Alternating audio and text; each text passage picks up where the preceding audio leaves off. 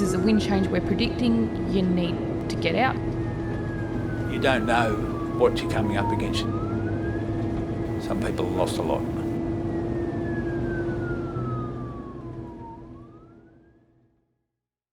Okay, my name's Norm Coleman. I'm with the Mount Eliza CFA.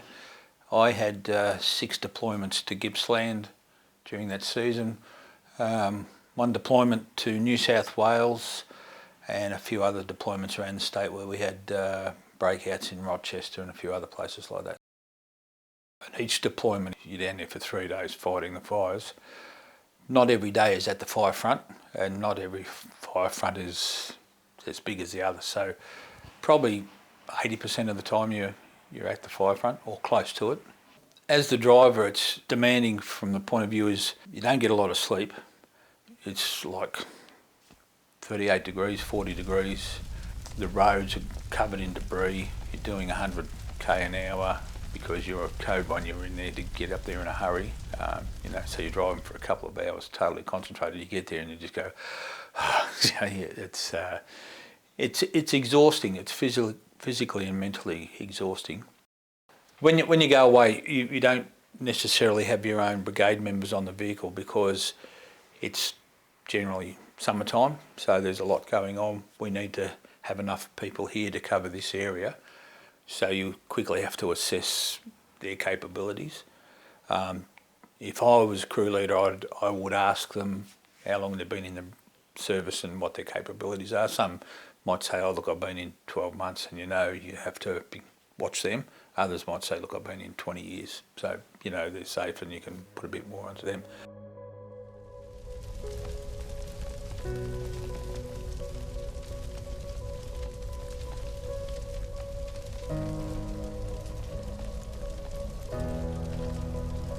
People go through a lot in that environment. They all know someone who's lost a house, or maybe even someone who's lost a life. So you can see the emotion in them, and that gets you emotional. They get a bit teary, and you think, hold it together, and things like that. And whilst you feel good that you've been able to help, you know that you can never do enough. There was in New South Wales, it got pretty intense. It's like a freight train coming towards you. You can hear the sound building up, and you know it's getting closer. The fire was coming over the hill, and our job was to protect 8 houses, which we did. We burned back up the hill because your fire will go up a hill quicker than it comes down. And what I found out after that, on the other side of that, was a little settlement of about 80 houses. The fires are so big that you just don't have the manpower or the capabilities of putting the fire out. So what you're trying to do is protect assets. You don't know what you're coming up against. You don't know what you're protecting. You just know that you're there to protect something, and it's after the event you find out. Okay, so what we have is 2 sets of gear. One is wildfire gear, which is our yellows. Everything needs to be lightweight because of the amount of time we spend in that gear. A lot of members, they work for people who will give them time off with pay when there's a bushfire to go and fight it, which is fantastic. The first thing we do, we always keep our pants and the boots in the pants so that when we're in a rush we come in, foot goes in.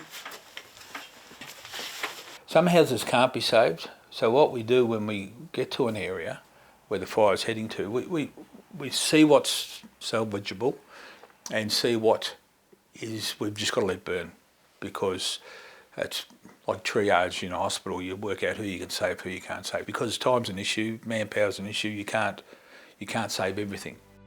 I had my CFA radio on, knowing there was absolutely nothing any of us could do, but we were assured that so many people had followed the instructions to evacuate, and thankfully, with people leaving the area, we're all safe.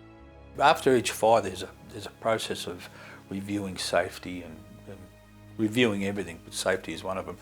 So the tankers now have a system around it where if you get caught, you can turn on a sprinkler, and there's a sprinkler right around the truck, and we've got heat padding that we can roll down and put on the windows. They're pretty well secure. Experience gives you an understanding that there are situations in life that are confronting, and you just learn to deal with it and put it in its place after it's finished. So everyone puts a hand up to do that, and that's what you're expecting.